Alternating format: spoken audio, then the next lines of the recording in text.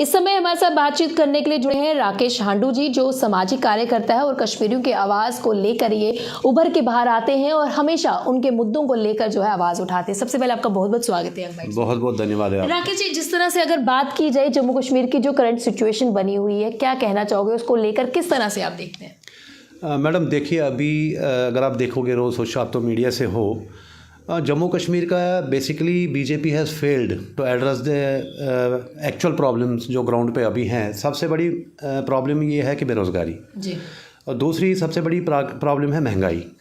अब बेरोज़गारी पे अगर आता हूँ कि अगर आप जम्मू और कश्मीर में जाएंगे तो it has become a old age centre. हमारे बच्चे आज 12th पास यहाँ से करते हैं, चाहे वो जम्मू प्रोविंस से हो चाहे कश्मीर से हो, just because of the employment, because everybody is not connected to tourism, everybody is not getting the government jobs. ठीक है जी, वो बेंगलोर चले जाते हैं ट्रेनिंग के लिए, वहाँ पे उनका कैंपस सिलेक्शन हो जाता है तो वो वहीं पे जॉब मिलती है। तो अभी आप कोविड का जो पीछे अपने पास्ट में भी देखा होगा पीरियड, तो lot of old age parents were struggling की, मतलब सिचुएशन ऐसी थी कि पड़ोसी के पास नहीं जा सकता था, कोई रिलेटिव किसी को। मैं खुद भी मेरे भी इन लॉज यहाँ पे थे, वो भी कोविड से इफेक्टेड थे, मुझे फरीदाबाद से पास लेके आना पड़ गया यहाँ पे, and thousands of lakhs of people have suffered. तो अभी जो रियल एस्टेट का यहाँ पे समिट हुआ है, जिसके ऊपर काफ़ी सारे प्रोटेस्ट भी हो रहे हैं, तो उसमें मैं गवर्नमेंट ऑफ इंडिया से एक ही चीज़ बोलना चाहूँगा कि ये एक अच्छा मूव है कि आप लोग बाहर से इन्वेस्टर ला रहे हो, लेकिन उसमें मेरे गवर्नमेंट ऑफ इंडिया से ये भी सवाल है, क्या हमारे J&K में ऐसे बिज़नेस क्लास नहीं है कि जो इस रियल एस्टेट में इन्वेस्ट कर सकते हैं, कि हमें बाहर से इन्वेस्टमेंट लाने की ज़रूरत है?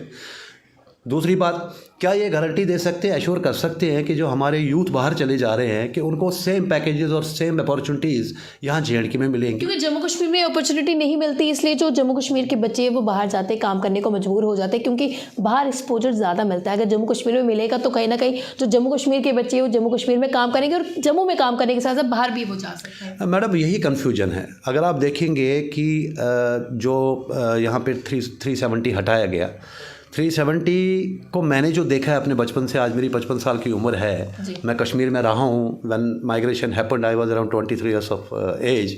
तो उस टाइम पे क्या होता था कि जितने भी पॉलिटिकल पार्टीज़ हैं जो स्टेट लेवल की हैं, जैसे अब NCP है या अब PDP, उस टाइम थी नहीं, PDP आ गई, उन्होंने के सारा एक ही चीज़ था कि कश्मीरियों के साथ में सेंटिमेंट्स खेलो, इमोशंस के साथ खेलो।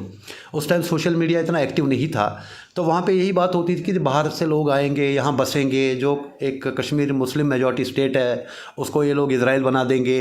तो हर एक अपने तरीके से इसके साथ 370 आर्टिकल के साथ में खेल रहा था।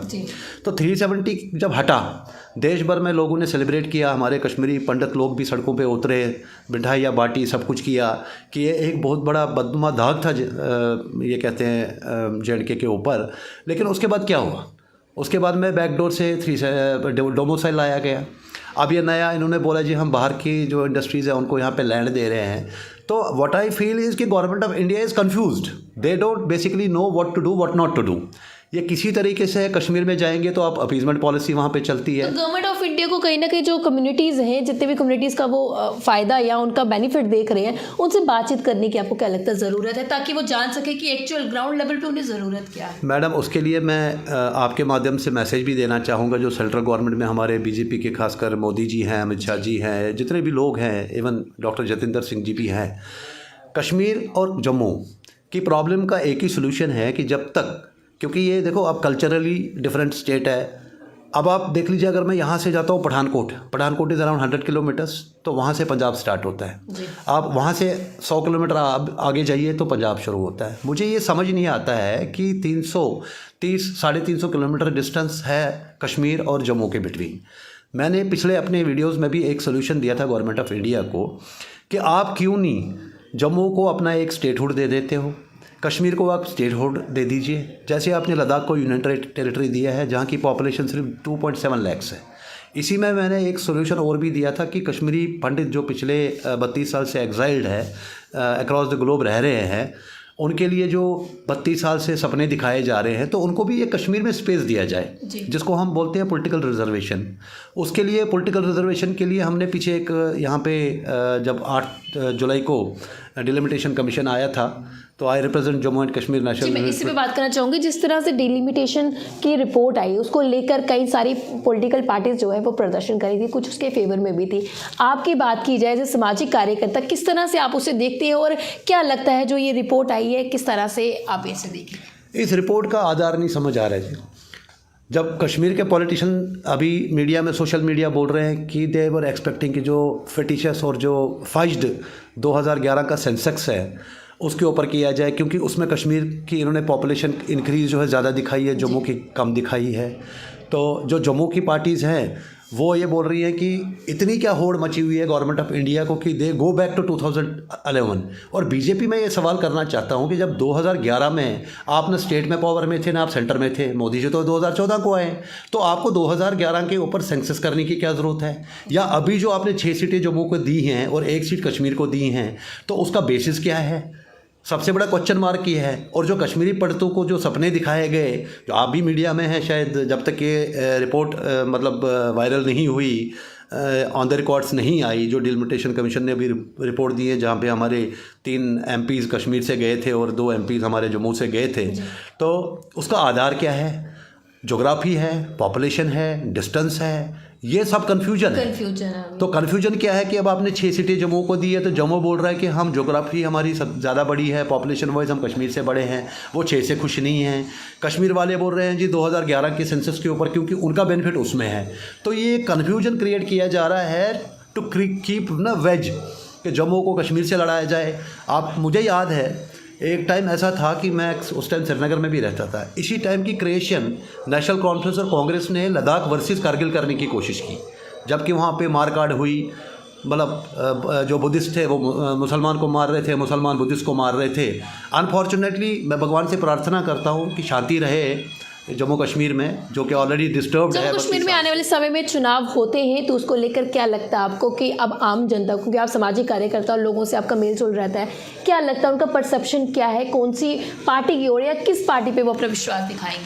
देखिए, सबका विश्वास, सबका साथ, सब लोग मोदी जी के साथ थे, इसलिए मोदी जी ने JNK में बीजेपी ने पहली बार PDP के साथ गवर्नमेंट बनाई है जी।